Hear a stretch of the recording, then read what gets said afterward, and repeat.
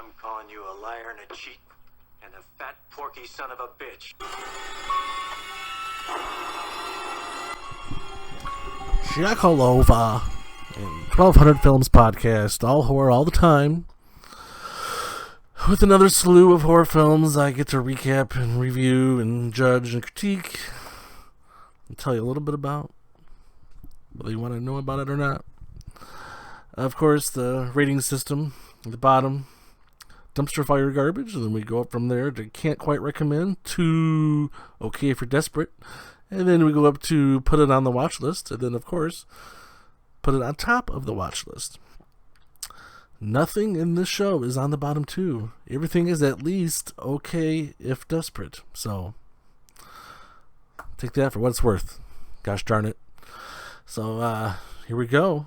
The first movie, Arbor Demon. I forgot to check what year this was. But anyway, no critic rating on Rotten Tomatoes, but an audience score of 27%. It stars Fiona Dourif, daughter of Brad Dourif. And if you don't know who Brad Dourif is, you should. He does the voice of Chucky the doll. And did you know the guy that does the voice of Chucky the doll is a Oscar-nominated actor? He's been in a billion things. The thing he was nominated for was a supporting role he had in One Flew Over the Cuckoo's Nest back in 1975. But anyway, back to Arbor Demon. Also co-stars Jake Busey, beloved son of Gary Busey. Jake Busey also popped up recently in Stranger Things Season 3. If you want a quick review of Stranger Things Season 3, I'll give it to you right now. It's fine. Arbor Demon. So these two campers, Fiona Dourif and this other guy, I don't know, not Jake Busey, but they're out camping. And this thing is jumping around in the woods. It's kind of like a Sasquatch, but super agile and really, really angry and mean. And then these hunters, like a big group of them, are trying to come by and they're trying to hunt it down and they're making all this racket. And it's a happy couple just wants to go camping and enjoy their time together. And then there's all these gunshots, and then the thing out in the woods starts killing all the hunters. So then the happy couple starts to worry, like, oh, are we next? So then Jake Busey, who was one of the hunters, has survived this massacre and takes shelter with the happy couple. He's like, do not go out there. That thing is nothing to mess around with. So, well, they can't stay in there forever, so eventually they have to kind of make a plan and go for it, and that's kind of where the movie goes. As bad of a rating as it got, I thought it was fine. Fine little film. Took a little weird direction at the end, but the journey was fun. Next, The Toy Box 2018. There's nothing on Rotten Tomatoes about this. IMDb gave this a 3.7 out of 10, which is a little low. This dad buys this old camper kind of just on a whim to take his family that is kind of dysfunctional, and all of his kids are grown up now, so they're kind of all doing their own thing, and he wants to bring them all back together. So he buys this camper and he brings the family back together so they can go on this little camping trip. Well, the camper has a history, a bad history, and it's kind of, I guess, possessed. So it starts picking off the family one by one in bizarre ways, but this would have been better, but the dad that bought the camper, he was such a bad actor. And he kind of brought it down. He was like phenomenally horrible. Usually you get the low scrape of the bottom barrel actors that usually are trying really hard to make seriousness of this silly movie that they're in. But this guy just couldn't do it.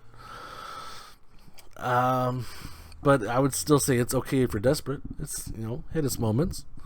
Then we got 2019's Escape Room. 50% critic rating, 52% audience score on Rotten Tomatoes. I was hoping for a Saw-like film, but then I saw it was PG-13. It's like, it's going to be more like a Cube. And it kind of was more like Cube. But it was fine for what it was. But boy, that last 10 minutes is like, okay, we get it. That's in this now. The film needs to end now. But it kind of kept chugging along. It's like they didn't film enough, so they had to squeeze in something to fill out a certain time length. They didn't really know what to do, so they just kind of threw that in there. I don't know. I didn't talk to the producer. I don't know the director, but I'm just a guess. But I thought, yeah, another one. It's okay for Desperate. It's nothing super special, I guess. If they make a sequel, I will watch it. Not in any rush, though. Next one, 2018. Boy, the strange ones. 56% on critic score, 44% audience score. Alex Pettyfer, who you may remember from I Am Number 4 and Beastly, stars in this movie. I don't know how to describe this film. Ooh. Okay. So it starts with this dad kind of getting burned alive in this house, and the kid escapes, but it escapes with the neighbor friend, played by Alex Pettyfer. The young boy, who's like, I don't know, 12, is played by a great actor, played by James Friedson Jackson. I had to write down his name because he's worth writing down because he's good. So you're thinking, did the neighbor burn down the house and kill the dad, or did the son do it? And now they're like, are they running off because the neighbor's trying to protect the son from, the police, or did they're just trying to take him out of a bad situation because the dad was maybe abusive? You're trying to piece this together in your head, and then you're trying to look for clues of who did what, and you're missing the whole ball game, people. I really need to watch this film twice because there's probably lines that I should have paid more attention to that I just kind of overlooked as, just two people on the run. Oh boy. Takes some strange directions, let me tell you. And this is not a film you can, give to someone. Like, hey, check this out, you'll like it. I'm like, why are you giving me this? It's got some sensitive subject matter, let's just say. It's, yeah. But it kept me watching. My jaw was on the floor once I realized, that's what's happening. But it was interesting. It kind of there's shades of, it doesn't overtly blurtly tell you what's going on. You kind of have to assume, and that apparently was done on purpose. I read a blurb from the director of the short film that this is based on, and that was the purpose of it. To not overtly tell you what's happening, but, us kind of, leading you down a direction. But yeah, go for it. I guess put it on the watch list. But boy, just be prepared and pay attention. Let's go on to the next one. 2011, the Levenger Tapes. There is no critic rating and an audience score of 17%. This was not that bad. In fact, it had probably more legit scares than 6 of the other 7 movies I'm reviewing today. Seriously, it did. There was legit terrifying stuff. These detectives find these tapes of this murder scene, or these people are just missing people. I don't know. But they're watching these tapes, and it's these 3 teenagers, and they're at this house, and they have to leave the house, and they're kind of out lost in the woods, and there's this, they're not alone, and something takes one of them. Then the other two are alone. Then something takes the other one. And then they kind of eventually regroup. They kind of escape their captor or whatever that took them. And it's a lot of... The woods is always spooky. It's a lot of spooky noises. But it's good. It's well made. I would put it on the watch list. I don't know how it got 17%. People are just tough on these horror films. I don't know. Then let's do our retro film next. 1989, Cameron's Closet. There is no critic score. Why do most of these films have no critic score? That makes me sad. I should apply to be one of their critics. I wonder if I could do it. I wonder if I'd get approval to be... anyway, audience score of 18%, which is understandable. This film was not great. This young boy, 12, 13-ish, he has these psychic powers where he can kind of move stuff with his mind, I guess. And like when you hold up flashcards, he can tell you what's on the other side of his wavy lines, or if it's a square or whatever. So he's working with these therapists or scientists or whatever, and this boy has like no toys. Seriously, it's sad. He has like one big, like Mega Man looking toy that he plays with, and he had nothing to go with it, so he kind of took a statue from this therapist's office, and apparently it was some voodoo statue. So he's playing with this haunted, possessed demon voodoo statue with his other little toy, and sure enough, conjures a demon, and there is now a demon in Cameron's closet. Cameron ends up moving early on in the movie, and the demon follows him because his parents were divorced, and his mom, his lovely mother, his lovely loose mother, found this new man half her age. He stole the show. This guy is so phenomenally, awfully bad. He's like a souped up Italian version of Rocky, but really douchey. There was this point where the boy couldn't sleep because the demon was making too much racket, and the guy's character was named Bob. You would think, Tony or Vinny or Bob. So Bob starts yelling at the boy, "Hey boy, bada boom, bada bing, hey, go to sleep, I'm trying to work here."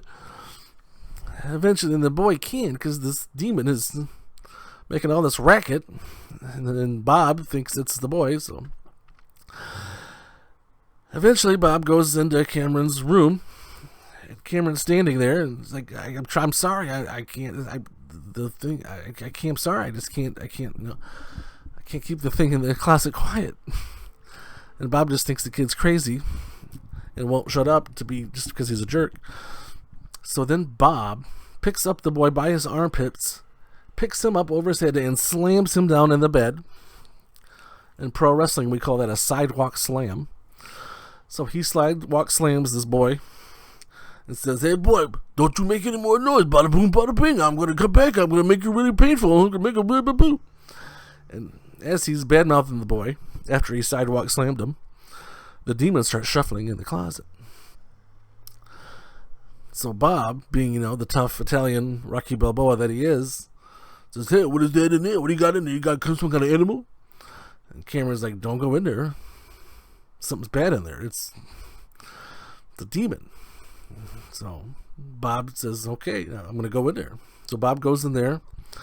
The demon scorches out Bob's eyeballs and then chucks him 50 feet through the bedroom window and out onto the driveway and onto Bob's own car. This is about 50 feet from the closet that he was chucked from. And the detectives get there and they're like, "This is a little suspicious. How did he get so far? I don't think that boy threw him. He could not throw him." Like, seriously? That's where this film kind of lost me. This is all in the first half hour, too. I'm not giving anything away. But there was a later part in the movie where one of the detectives, he shows up to this house, and his partner's car is already parked out front. But his partner's nowhere to be found. And the guy's like, well, I guess he's not here. And just leaves. Like, why do you think his car is there? Shouldn't you try to contact? Yeah, there's a lot of things missing in this movie. You know, a good plot line is one of them. This boy just needed some toys. When I was little, I had an Andre the Giant doll. And you know what I did to I said, Mom, I need something to go with this. I can't just play with my Andre doll. I need something to go with it. So I got a Big John Stud doll. I wanted the Hulk Hogan doll. But that was apparently waiting for my birthday. So I couldn't get Hulk Hogan quite yet. I had to get, But anyway, this boy just needed some toys, but he grabbed a statue that he shouldn't have played with, and all this problems. Yeah, Cameron's Closet. I trashed it, but it's okay if you're desperate because it's so cheesy and so corny, but it's kind of fun. It's because of characters like Bob and the Dumb Detective. Anyway, moving on. 2019. I swear to you, this is the title of it. It's called "I'm Just Effing with You." There's nothing on Rotten Tomatoes about this, but IMDb has it as a 5.6 out of 10. I see it's much, much higher than that. It is a Hulu original. If you have Hulu, you can watch this whenever you like. This guy is coming to this really seedy, dank hotel because he's in town for his ex-girlfriend's wedding, which he doesn't really want to go to, but, he doesn't want to be, So, and the guy, the manager of this hotel is so... You ever have a friend that just plays too many pranks? Well, this guy plays a lot of jokes, a lot of subtle little jokes, and eventually it's like, gosh, this guy just makes... these jokes start to get out of hand and start, building up.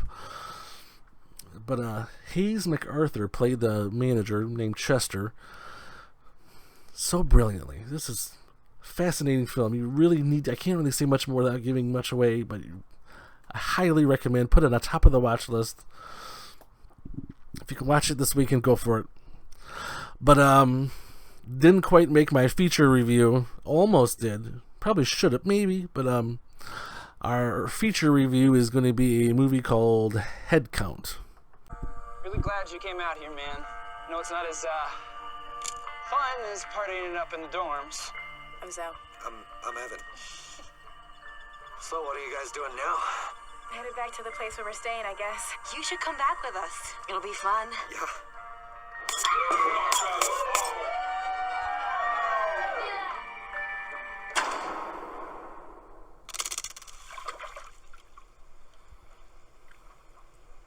What was that? I don't know. Hello? What happened? Nothing. We thought we saw somebody. There's definitely something strange going on here. Head Count, 2019, critic rating of 69%, audience score of 62%.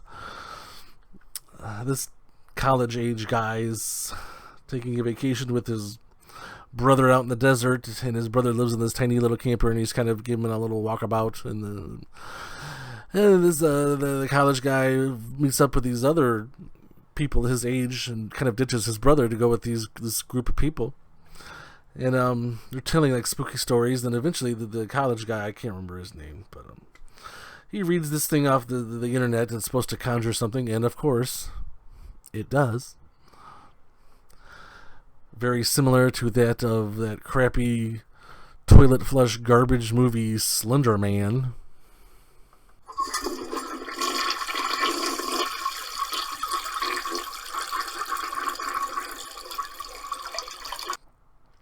So after this thing is conjured, apparently it's like a shapeshifter.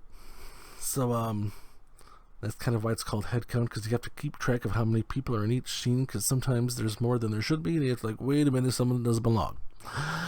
And eventually starts picking people off, as you expect. But it's very interesting because you don't know who's who or what's what or what's going on. Like, hey, I just saw Johnny outside. Like, no, Johnny's been sleeping here on the couch for the last half hour. Like, whoa. And who was I just talking to? Things like that. But, yes, definitely put it on top of the watch list. Fair warning, though, the ending was a little lackluster. But sometimes the journey is good enough to make for the rough ending. You know, you've been on a really good roller coaster, but sometimes at the very end you kind of jerk to a sudden stop. You're like, ow, that hurt my neck, but it was still fun. Hey, want to go again? Yes, it's kind of like that. So that's it for that. Oh goodness, what's on the next one? Next one we got Desolation. We got Seven in Heaven, which is on Netflix now. Then we got Haunting on Fraternity Row, which is also on Netflix. And then we got I Trapped the Devil. We have a found footage movie called Found Footage. And then we have 2 Shudder exclusives, Boar, B-O-A-R, and The Ranger. Those look fantastic. And our retro review will be a movie called Dolls. I was looking up this list of top 50 horror movies from the 80s, and I had seen every single one of them except for Dolls. So I'll be watching Dolls to see if it belongs in there. And of course, coming up October 24th, The Unwelcoming House 2, which I cannot wait for. Eagerly anticipation for that movie. Coming to streaming. I think it's just Amazon, but I'll let you know. I was talking to the director on Facebook, and he informed me that the house the first one was filmed in was actually a haunted house, which was kind of spooky, but interesting. So yeah, we'll have that to look to, and all those reviews of those other films. Can't believe they called the found footage movie Found Footage. Really? You think of anything else? Might as well just call it a horror film. Anywho, that's it for this time. Yeah. Hope you enjoyed. See you later.